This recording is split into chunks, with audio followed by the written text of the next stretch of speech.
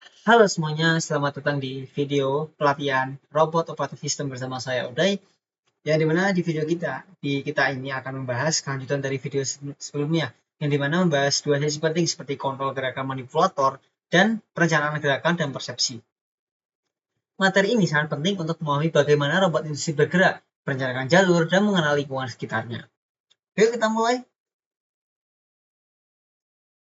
Yang pertama, kita akan belajar mengenai apa sih itu URDF. Apakah kalian tahu?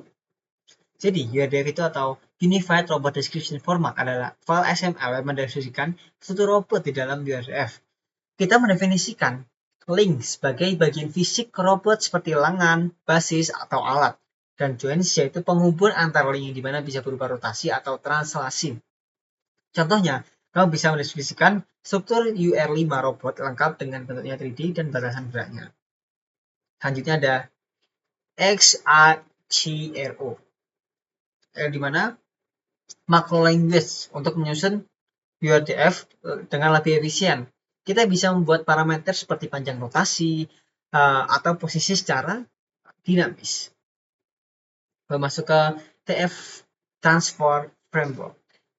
Transform Framework ini digunakan untuk melacak posisi relatif agar bagian robot dalam bentuk transformasi koordinat dapat menyimpan histori sehingga kita bisa mencari posisi di waktu sebelumnya. Ini sangat penting untuk sistem yang bekerja secara asinkron. Kemudian ada Movevault, Motion, and Planning.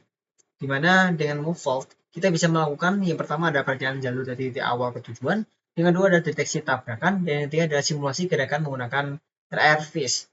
Kita bisa menggunakan setup asisten untuk membuat paket konfigurasi robot dengan URDF. Lalu melalui RVs atau kondisi 11 kita dapat merencanakan dan menjalankan gerakan robot tersebut.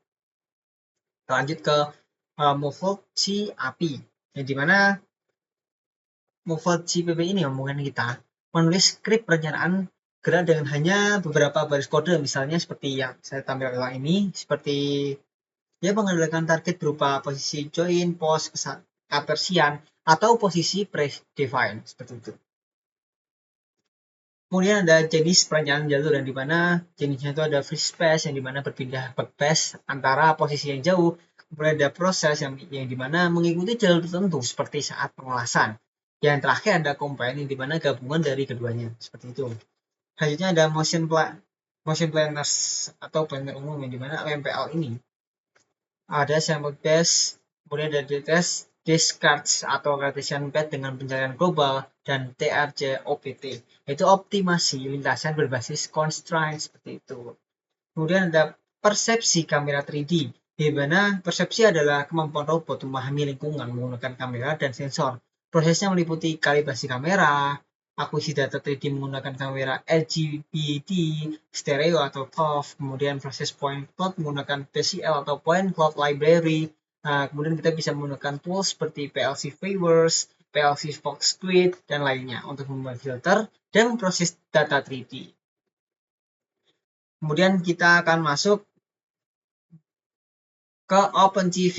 Nah, kalian masih tidak akan asing dengan OpenCV kan? Jadi OpenCV ini digunakan untuk pemrosesan citra 2D seperti deteksi fitur, kalibrasi, dan pemrosesan video. ROS ini menyediakan bridge untuk mengintegrasi OpenCV dan VCL ke dalam sistem RAW. Seperti itu. Jadi, itu dia ringkasan materi dari robot operating system industrial di sesi 3 dan 4 ini.